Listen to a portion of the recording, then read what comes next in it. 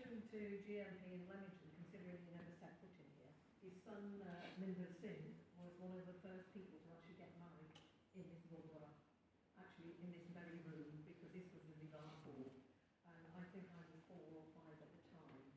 And quite interestingly, his granddaughter did 22 years later, Rita. And it was ever so interesting because it was Yogi Swanson that did the Imangaraj for Mahadi and for Rita. The last picture is Alan never met her. She died when I was 26. Absolutely amazing woman, tiny, in the ABC. She certainly was. Because she was the wife of an officer, she was expected to behave like an officer herself.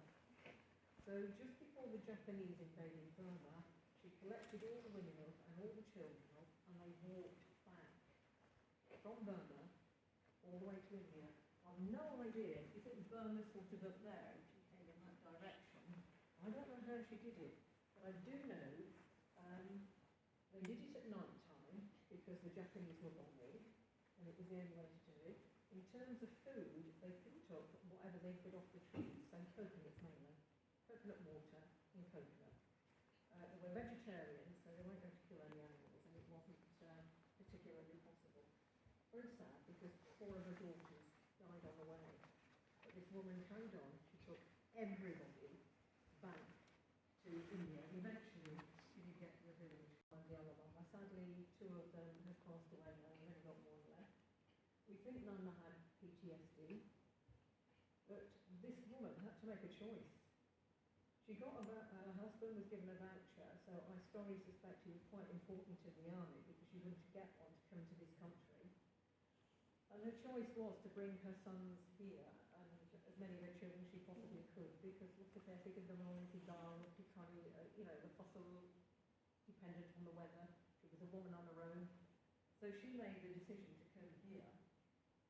And a bit like Windrush, and this is the Indian version, she had to leave 1 daughter behind.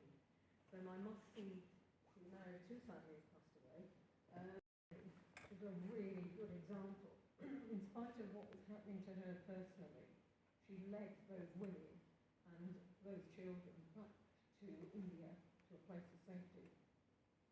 And I'm going to tell you a true story based on friendship.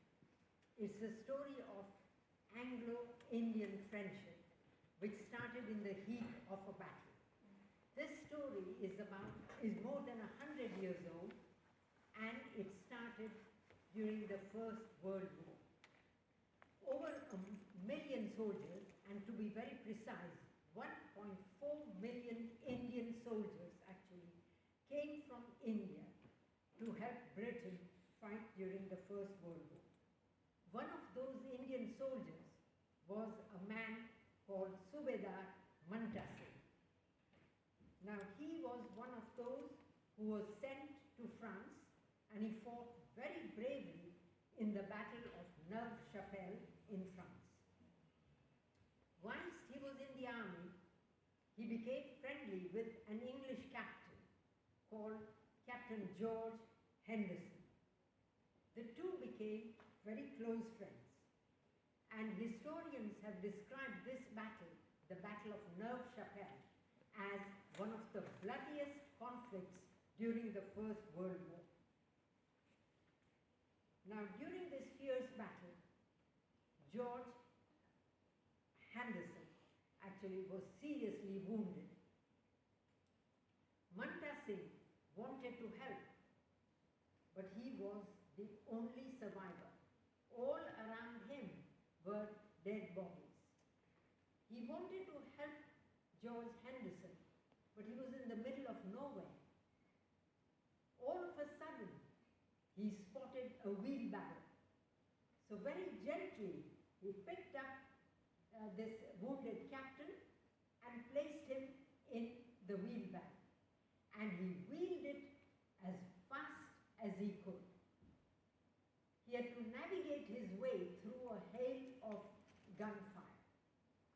Unfortunately, I'll ask for everyone's forgiveness. I'm not very well trained in talking in basic ranges, so if you do see me looking down, please forgive me in advance.